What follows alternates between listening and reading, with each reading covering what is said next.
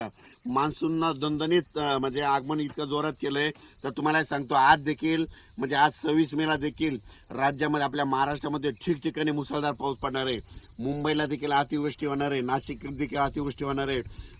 त्याच्यानंतर म्हणजे ह्या 31 मे पर्यंत मुंबई, पुणे, नाशिक 2, त्याच्यानंतर बीड जिल्हा, त्याच्यानंतर कडा, आष्टी ह्या भागात देखील मुसळधार पाऊस पडणार आहे म्हणून हे लक्षात येतं। सातारा, सांगली, सोलापूर देखील खूप पाऊस पडणार आहे म्हणून हे लक्षात येतं। म्हणजे सांगायचं झालं तर जिल्ह्याच्या सगळ्याच भागामध्ये प्रत्येक नदीला वड्याला पाणी येईल असा, गुडघ्या इतकं पाणी येईल असा राज्यात पाऊस पडणार आहे म्हणून हा अंदाज लक्षात येतं।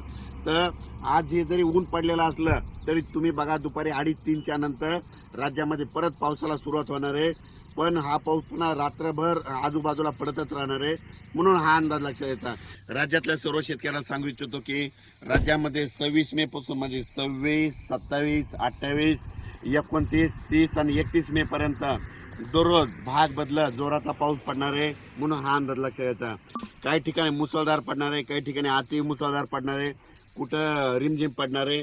राज्यात सगळीकडे म्हणजे 4ही विभागामध्ये म्हणजे पूर्व विदर्भ, पश्चिम विदर्भ, दक्षिण महाराष्ट्र, उत्तर महाराष्ट्र, कोकणपट्टी, खानदेश, मराठवाडा सगळीकडे पाऊस पडणार आहे म्हणून हा अंदाज लक्षात घ्यायचा। आणि योगायोगानं तुम्हाला एक सांगू इच्छितो सगळ्याची आनंदाची बातमी, केरळला मान्सून दाखल झालेला आहे आणि आणखीन 2 दिवसात आपल्या महाराष्ट्रात देखील दाखल होईल।